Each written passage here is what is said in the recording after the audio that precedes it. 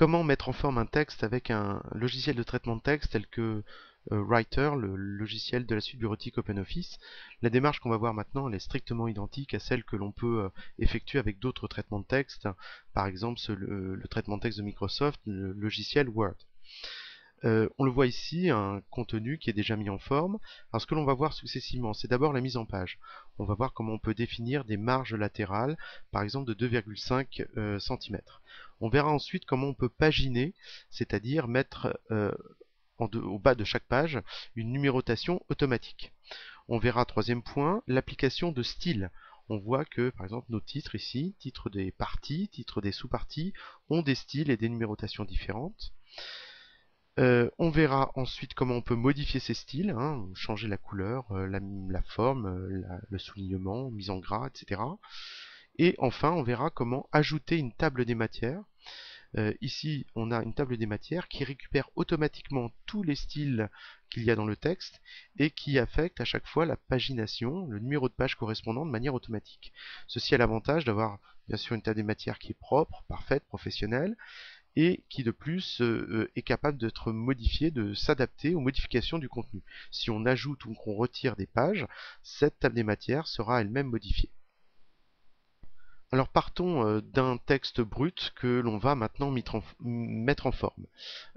Première étape, donc la mise en page. Pour réaliser cette mise en page, on se rend dans le menu Format, Page. Dans ce menu-là, on va pouvoir définir des marges latérales. On avait dit tout à l'heure qu'on voulait des marges de 2,5 cm, donc on va modifier ces marges. Et automatiquement, toutes les pages reçoivent une marge latérale à gauche et à droite de 2,5 cm.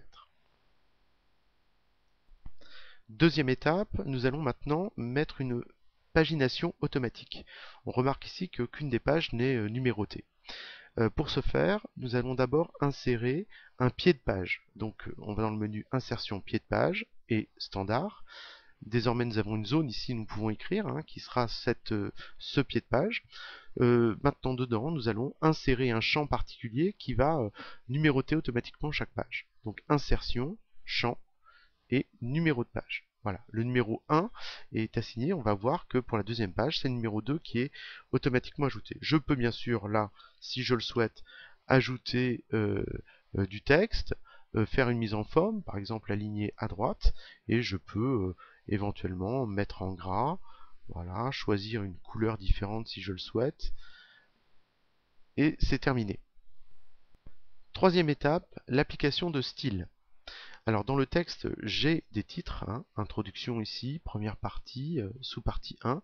Je vais appliquer des styles en faisant attention de bien distinguer différents niveaux. Les titres d'introduction de première partie seront des titres de niveau 1. Le titre d'une sous-partie sera un titre de niveau 2. Hein, on a ainsi une hiérarchie des styles. Alors pour le titre introduction, je vais installer le titre 1. Donc je vais dans le menu ici, titre 1. Pour première partie, je mets le titre aussi niveau 1, titre 1. Et pour la première sous-partie, je mets le titre de niveau 2, titre 2. Voilà. On se retrouve dans quelques instants, une fois que j'aurai mis en page, mis en forme tous les titres en affectant les bons styles sur tout le dossier. Alors tous les styles ont été appliqués, par contre je me rends compte d'un petit problème, c'est que le titre introduction par exemple est numéroté comme l'est le titre de la première partie. Je souhaiterais que ce style lui ne soit pas numéroté. Alors pour ce faire, je me positionne dessus, je clique, je fais un clic droit, j'appelle le menu puce et numérotation et je fais tout simplement supprimer. Automatiquement la numérotation est enlevée de ce titre là, mais la numérotation n'est pas enlevée sur les autres styles. Je vais faire de même pour les derniers styles, par exemple le titre lexique, il n'a pas besoin d'être numéroté, il n'est pas dans le plan, donc pareil, je supprime. Et ainsi de suite pour la bibliographie, je fais de même, etc. Quatrième étape, la modification des styles. Alors pour ce faire, il suffit que je me positionne sur un texte, je fais un clic droit et je vais pouvoir modifier son style. Donc là j'édite le style de paragraphe et je peux par exemple modifier le style de la police, d'accord, par exemple mettre en gras et en italique ou simplement en italique. Voilà, je vais le laisser en gras. Je peux aussi modifier d'autres éléments du style. Alors je cherche à modifier le style standard.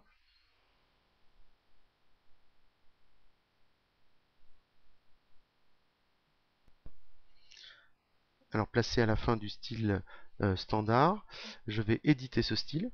Alors là je vais aller un petit peu plus loin. Je veux d'abord au niveau de l'alignement qu'il soit justifié.